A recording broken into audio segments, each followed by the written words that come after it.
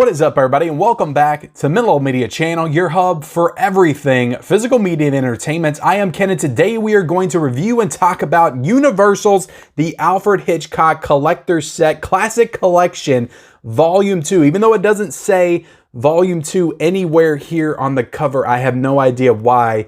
Couldn't they just put a volume? It would look so nice on the shelf next to the other one. But anyway, I'm not here to talk about the numbering system on the packaging that Universal did. We're here to talk about these movies. We're here to talk about the 4K transfers, the features, the overall packaging, the audio, all that stuff that makes up this set right here. And then I'm going to help paint an overall picture of whether or not this is worth you guys picking up. So yeah, I finally got to this set. It is Alfred Hitchcock month here on the Mid-Level Media Channel. So I am trying to review and talk about as many Hitchcock films as I possibly can. So it just made sense to make it the month where this came out, because then I could knock 5 out just with this collector set right here. But I wanted to do a full review on this. Again, it took me a while to get to this. This came out a couple of weeks ago now, but I really wanted to do this set its due diligence. Again, there's 5 films in here, so I wanted to make sure I watched them all in their entirety, watch some of the special features as well, and really just soaked it all in. And then so I could come back and talk about all of these wonderful films with you guys from Alfred Hitchcock. So before we get into talking about it though,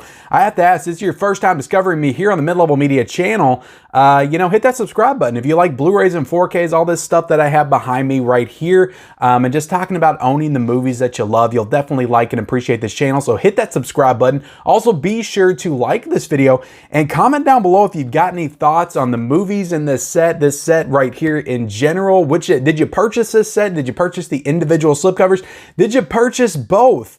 Let me know in the comment section below. Let's have a discussion about the films in this incredible physical media release from Universal. So yeah, also be sure to turn on those bell notifications for all future videos. So how this is gonna work, guys, again, I don't just cover like the 4K transfers and reviews like this. I get comments like this all the time, but I like to talk about the movies themselves. So we are gonna talk about the movies.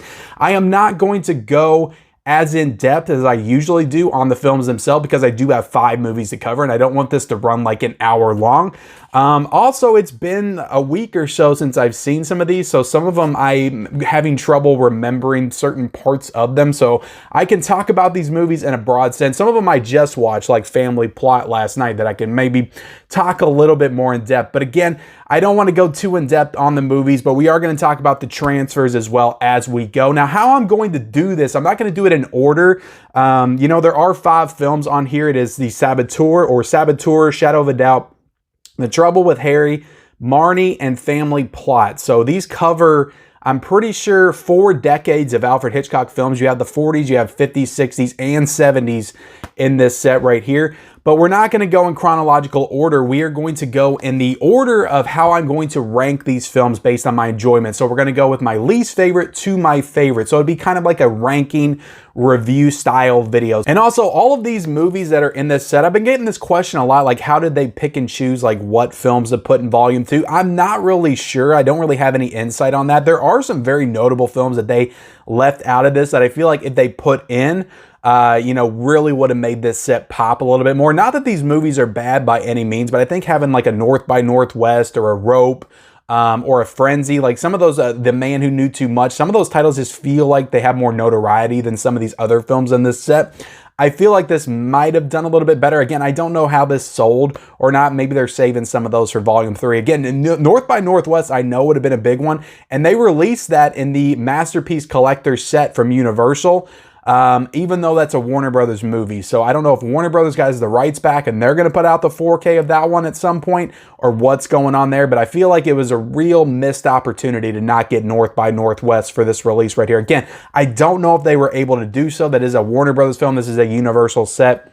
But again, they have worked with them before to put them out on previous, to put out that movie on the previous Blu-ray set. So I don't know what goes into like picking what movies went in this set or not, but all of these are available on the Masterpiece Collection, as are all the films that were in Volume 1. So if you're not interested in 4K, if you're not a real 4K junkie, that's a great set, and it's like $71 on Amazon. But again, I'm trying to sell you on this one. So let's get into talking about this if you are a 4K fan. So the first film, and this will be my number 5 in my ranking. liking it. Again, it's not a bad movie. It's just the one that I like the least, and that is Marnie. This is a 1964 film. I really wanted to like this movie a lot more than I did. It's got a great cast. It's got Tippi Hedren in it, who was in The Birds. She's incredible in The Birds, and she's also incredible in this movie. Sean Connery is like a classic legendary actor, you know, James Bond, so he's bringing that James Bond charm and charisma and swagger to this role. I don't think I've seen another young Sean Connery movie other than James Bond, so this is kind of cool seeing him in like a different role back in the day,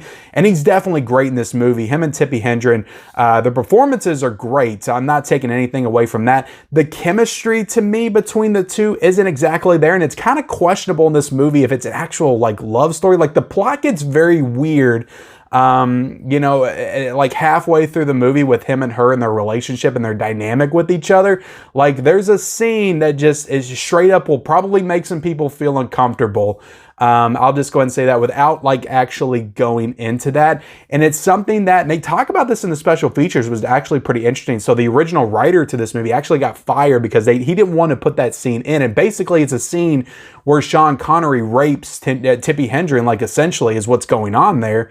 You know, some people saw it that way, some people didn't. I definitely saw it as a form of rape in this movie. So if you have, you know, issues, if you're sensitive to that kind of stuff, like that's something in this movie that just kind of felt off. And from that moment on, like I couldn't get on board with Sean Connery's character. I couldn't get on board with the romance and what the story that they were trying to tell. So this was a tough sell for me. It's a good movie. Like it's good. It's well acted. It's well performed, well shot. Like it's well directed. Like what's going on is intriguing and interesting. I was definitely into the plot. Now the payoff again is a little bit questionable. Like Tippi Hedren, she's seeing these red lights. She's really sensitive to the color red. And then what ends up happening is something from her past involving blood is what makes her sensitive to red. So it's very like on the nose as far as like why she's so sensitive to the color red. I'm not trying to give away like plots and stuff. It's just weird some of the stuff that happens. And I just couldn't latch on to these characters in the movie. But again, there's some nice moments of suspense. It's a different kind of story. Again, it's kind of like a romance, like mystery. There's a lot of different aspects to this. I think that the biggest takeaway from this movie is that Tippi Hedren is incredible in this film. Just the stuff she has to go through in like the last 30 minutes, like as far as their performance, is absolutely fantastic. So can't take anything away from her there. It's just that some of the story beats I just found to be pretty odd. But yeah, going back to the writer, because I did watch, I think I watched like most of this one. I was the most intrigued on this, you know, the making of Marnie, because of just all the things in it. I was like, I wonder like what they were trying to say or what they were trying to do here. And the writer, again, he said, like, he told Hitchcock that, you know, we shouldn't have Sean Connery do this, you know, rape scene is what, again, that's an extreme word. Some people may not call it that, but he forces himself on Tippi Hedren at some point in the movie. And it's a manipulation to even get her into a relationship with him, because he catches her stealing from him and he kind of manipulates her. He's basically like, I'm going to turn you into the cops unless you marry me. So it's kind of like a manipulation thing. And, you know, he forces himself on her. So like, to me, it's like, it's just very rapey. Like I'm just calling it what it is. So he talks about how that like it would be hard to redeem Sean Connery as a character, because you do have to kind of go back on him at the end and realize that, you know, he was trying to help her the entire way through, but it's kind of a tough sell considering what happened. So he talks about that, and then he talks about getting fired. Hitchcock fired him from the movie because he had a difference of opinion, because Hitchcock did not see that scene as a rape scene. So very interesting getting into the special features of this. But again, as a movie itself, this was my least favorite. So Marnie is coming in at my number 5. The transfer was fantastic. This has a like, I don't know, just a real like countryside setting to it. All that stuff looks absolutely great in 4K. Just all the backgrounds of the city. Something about these classic films, and this one is in color because it's from 1964, but just something about these classic films I'm noticing more and more. The reason why I think they look so good in 4K is just because they really took the time and effort into these like background settings and sceneries and the set design. Just everything looks so great because they took the time and the care to set up all these scenes and rooms,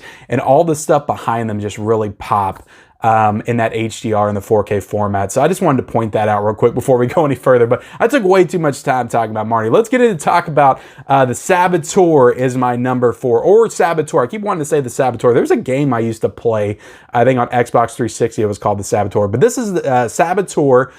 Which aesthetically, this movie kind of reminded me of the game a little bit. Saboteur from 1942 is when this one came out. So this is a pretty good movie. I enjoyed this one quite a bit. It's very basic. It's basically like just a man on the run story. Like he's accused of murdering his friend, which he didn't do. He was set up by somebody else. And basically he's on the run the whole movie trying to figure out like who's behind the murder so he can clear his name. And he gets involved with Priscilla Lane, her character, who's the daughter of this old blind man that he stumbles into the house of. So she's like helping him, but also like trying to turn him in at the same time. So it's a fun dynamic between the two of them. I thought that they had great chemistry together. I actually love Priscilla Lane in this movie. She kind of reminded me a little bit of like a Catherine Hahn a little bit in this movie. Just the way that she looked and her mannerisms kind of reminded me of Catherine Hahn. She's definitely not like as funny or as outlandish like with humor and all that stuff, but just her facial features and stuff reminded me of Catherine Hahn. But I thought she was great, and I thought her and Robert Cummings, who plays the lead character, had some really great chemistry together. There's a cool set piece at the end of this movie with involving the Statue of Liberty and, you know, somebody falling from it. And I thought all that was really well done and really cool. Like, it's always cool when you watch like these big set piece moments and you're like, that was done in 1942. That's pretty awesome that they did that all the way back then. The transfer on this movie looks absolutely stunning, immaculate. I continue to be so impressed with like these black and white 4K transfers. It looks absolutely incredible in 4K, just very deep blacks, and the contrast level and the skin tone just looks so smooth and rich and crystal clear. And so everything about this transfer, it looks really great when they get to that Statue of Liberty, set at the end. And it just all looks fantastic. It just really pops. And it's just a really cool story. I enjoy Saboteur, but I couldn't get it any higher than number 4. Now let's get into my number 3, and that is Family Plot from 1976. So I was prepared when this movie first started to be like, this is probably going to be my least favorite of the bunch. So it is very slow to start, but it picks up, and it picks up very quickly once you really start getting into the plot of the movie, and it really becomes this kind of like cat and mouse game between the two couples. And once you get into that, I think the movie really picks up, and I actually ended up kind of loving the last half, whereas the first half to me I kind of thought was a little bit of a slog to get through. So some really great performances. I loved all the people in this movie. Barbara Harris I thought was fantastic. She was definitely the most charming of the bunch. Just the way she like just moved and performed and talked. I just loved her in this movie. I love the scene where she's like eating a hamburger and like she wants another one. She's trying to get her husband to make her one, but he won't. And just that whole scene. I thought she was great. So she had some really hilarious moments in it too, which we'll talk about here in a second. But Bruce Dern is in this movie, which I've only seen like old man Bruce Dern in like, recent movies. So I didn't realize it was Bruce Dern until the very end, and I see his name pop up in the credits because I just didn't notice it when it first started. And I'm like, oh, that was Bruce Dern. I was like, and I think about it, I was like, he acted just like Bruce Dern. So he plays Barbara Harris's husband in this movie. The other couple, Karen Black, I think, is one of them, which I know from her other films. I think she was in House of a Thousand Corpses. But they're really good. Like both the couples are really good. Some really good performances. Like I said, the plot's a little bit slow to start to get into everything. But once it picks up, it's actually a pretty great movie. But the one sequence I want to talk about, which I was on the edge of my seat, but also like laughing my ass off at the same time, was that car sequence where they cut the brakes after they get, from that restaurant. They cut the brakes and they're going down this like windy road and like the hills, like with these deep cliffs, and they're almost going up. So they cut the brakes, and Bruce Dern has to keep the car on the road as they're going down, and they cannot stop, and they keep accelerating. That whole sequence was just so well done, just how they showed how fast it did a really good job conveying to you like the danger of it all. But also it's super hilarious because Bruce Dern's trying to keep the car on the road, and at the same time, You know, Barbara Harris is like in his lap basically, like putting her legs and arms, like she's trying to hold on to him, but then she keeps saying she's gonna throw up, and she's like grabbing onto him and stuff. It's like, this guy would absolutely wreck. Like, you could not keep up, you know, with keeping this car on the road with your lady like climbing all over. She's like she's like turned upside down at one point with her feet and legs like on his face. I just found this scene a bit like, I was on the edge of my seat. I was like, because I actually thought like maybe they could die. They were gonna like fly off the cliff or something. And then they cut to her and she's doing all these hilarious things, just the way that she moves, like the physical comedy in this segment combined with like the thrilling nature of, you know, are they going to die or not? Just that whole scene, it's just really thrilling and it's really hilarious at the same time. And I was just like glued to the TV. I was like, what's going to happen? I was like, but at the same time, I'm laughing my ass off. It's just a really great scene. And it's easily the best scene of this whole movie. And like with that scene right there is pretty much like the turning point in this movie for me. And that's when I got super into it. But as far as the transfer, it looks great. Again, this movie's from 1976. So, you know, you have a lot of the, like I said, just nice setting and scenery and just the inside, just everything pops in this movie. The skin tones and stuff look great. It's not as great as a couple of the other transfers in this set. I think Marnie and one other, the one that we're going to talk about here in a second, as far as the color movies, those definitely look a little bit better. But I thought that this transfer was actually pretty great. So getting into my number 2, let's talk about Shadow of a Doubt. And this is the movie that Hitchcock has said himself, gone on record and said that this is his favorite movie that he ever did. I can absolutely see why this is the favorite movie for him. It is a very creepy and it's almost like horror in tone as far as the plot. I would say, you know, it's kind of in the same ballpark and league as Psycho. Again, Hitchcock is more known for suspense thrillers, mysteries, and he didn't really get into the horror until he got to like Psycho and The Birds. But this right here is definitely him playing around with the thought and the notion of wanting to do a horror film, because it does feel very horrific in nature. So it's pretty much about the uncle of this family comes back home and he has a niece who's like almost infatuated with him. It gets a little bit weird, the relationship between the two of them. I'm just going to be honest, but so it's almost like she idolizes him as a member of their family. She wants him to come back to kind of shake things up. She's kind of bored with their family life, so he comes in to stay with them.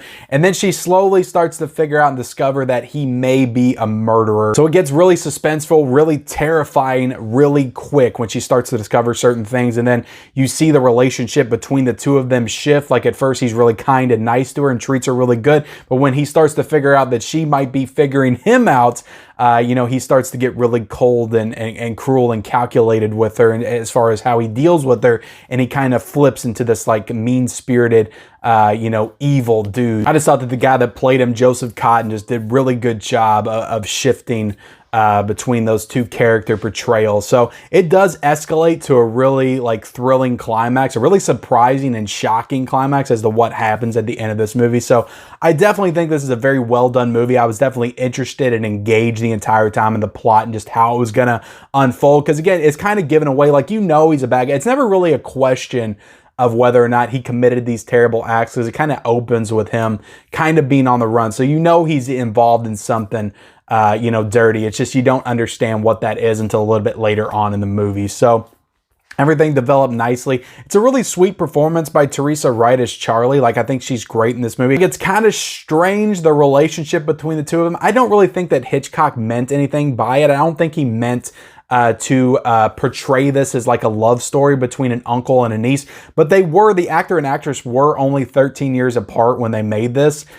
So in certain sequences, again, she idolizes him. They have like a relationship together. They're like talking about how they're connected as niece and uncle. It kind of feels in certain moments they're like holding each other's hands and they're touching each other's faces. So it kind of feels in certain moments that it's a little romantic, which, like I said, is a little awkward and weird considering that they are family members. They are niece and, you know, uncle, but I don't think that it was really meant to be that way, but it just, because they're so close in age, I just feel like they could be romantically involved. So that's kind of the way that you take it. But again, really good movie. I would put it at the top of the Hitchcock watches for sure. Let's get into my number one of the Hitchcock collection. I forgot I haven't really been given scores. I'm going to go back and tell you all my scores to all these movies at the end, but let's get into my number one. I absolutely love this movie. It's going to definitely be one of my favorite Hitchcock movies now going forward. I was super surprised by this one because of all the titles, I was like, this is going to be the one that's like, I'm just not going to like as much. I don't know, something about the title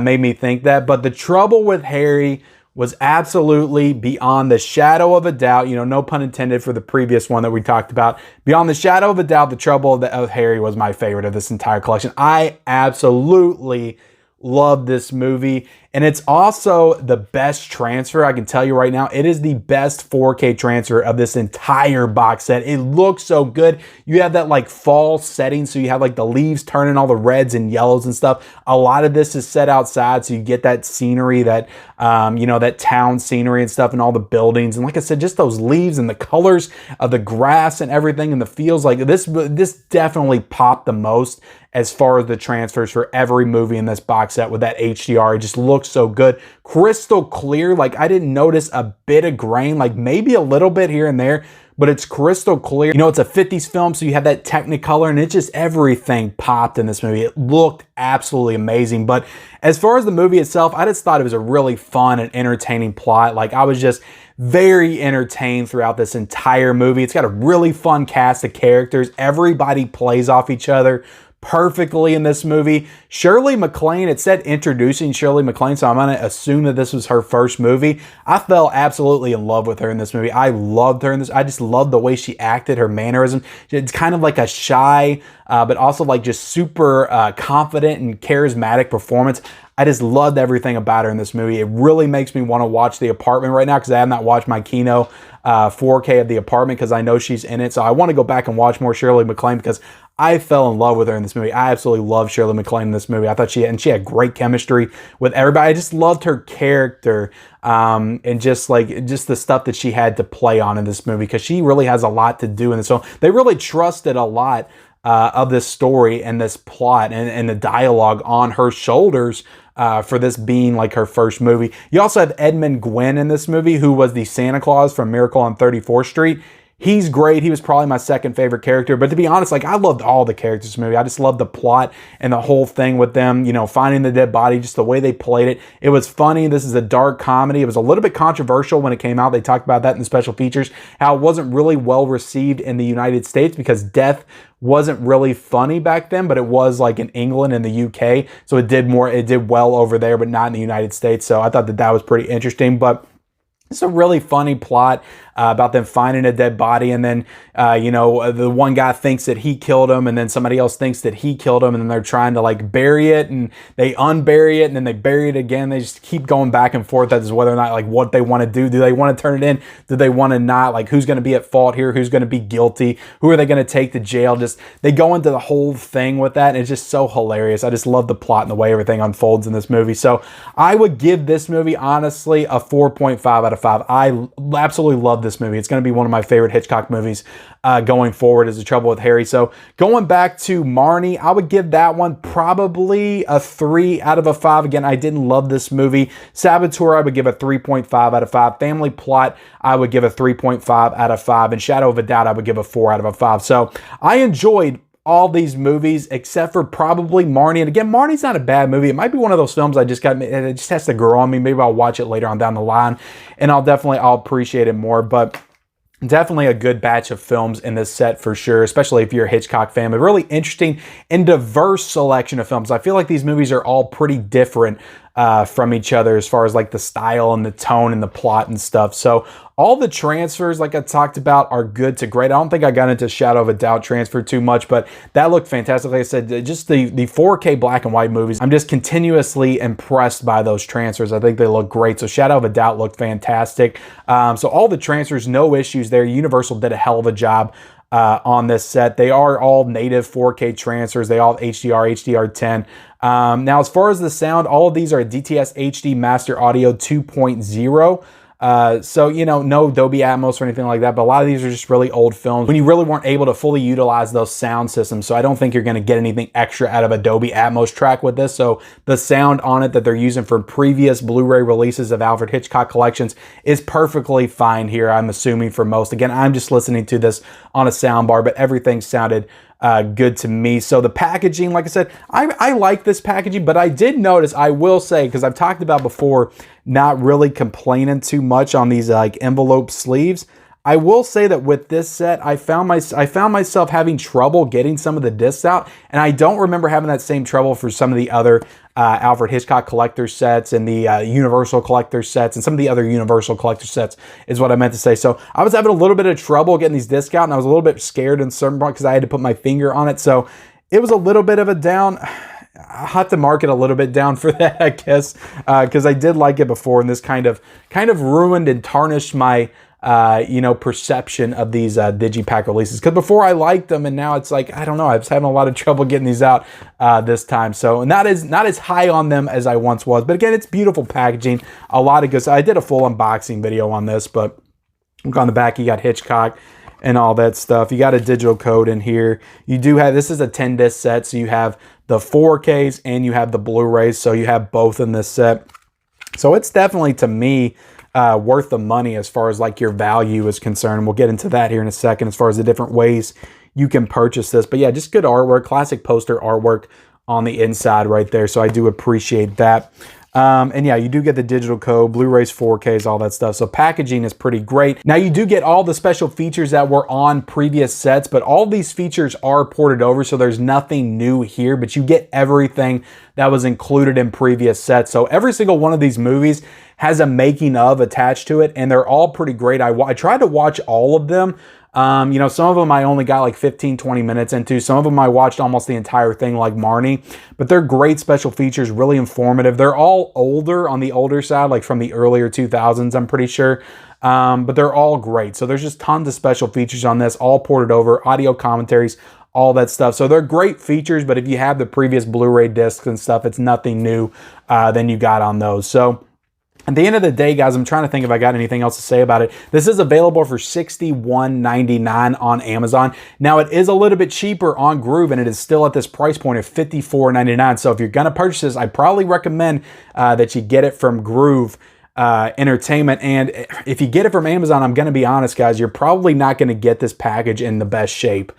So again, you're getting a lower price point with Groove, and they take a little bit more care in their packaging and when they ship stuff to you. Because I got this in pretty great condition. There's not like a dent or a scratch or anything on it. And I've seen people that ordered from different places have this set pretty damaged. So I would recommend that you order it from Groove. I'll be linking both down below, the Amazon and the Groove website for the set. But look, at the end of the day, as a final score, I gotta say, these aren't the most flashy Hitchcock titles. Like I said, I think if they got a North by Northwest in there, a Rope, it would have made people a little bit more, maybe like a Strangers on a Train, The Man Who Knew Too Much. I think it would have made a little bit of the difference there. I think the people, you know, would have got a little bit more excited for this set. But these are all great movies. Again, these are great movies. They're just not the flashiest Hitchcock titles, the most well-known Hitchcock titles. So great transfers. The packaging's good. You know, if special features are all here, good sound. So I have to recommend this. I'll give this a 4 out of 5. Again, it's not perfect because all these movies like aren't great. They're not like home runs or anything, but it's a really good set that I absolutely recommend that you pick up. And especially at that $55 price point, you got to think about it. 55 bucks, that's $11 per 4K. Now you can also buy these individually. I'll link all that down below if you want to pick and choose which ones you want to get based on, you know, how I reviewed them and how I talked about them, which ones were my favorites, and how I recommended them. I'll link all of them individually down below as well. But right now, all of them individually are 20 bucks. So if you get them that way, if you want them all with the slipcovers and stuff, you're going to spend $100 for all 5 of them versus 55 or 62 on Amazon. So look, there you go. That's my review of the Hitchcock set. This ran longer than I wanted it to. I figured it would, talking about 5 movies, but I enjoyed talking about this set with you guys. Please, in the comment section below, let me know what you think about these movies. If you watched them, if you've seen them all and you want to rank them for me, rank them in the comment section below. Also, let me know if you're going to purchase this set or you have purchased this set. Let me know which, did you get the slip covers? Did you get this set? Let me know all that stuff in the comment section below. Also, be sure to subscribe to my channel if you haven't already. Like this video, follow me on all my social media accounts, and turn on those those bell notifications for all future videos, and we'll see you next time.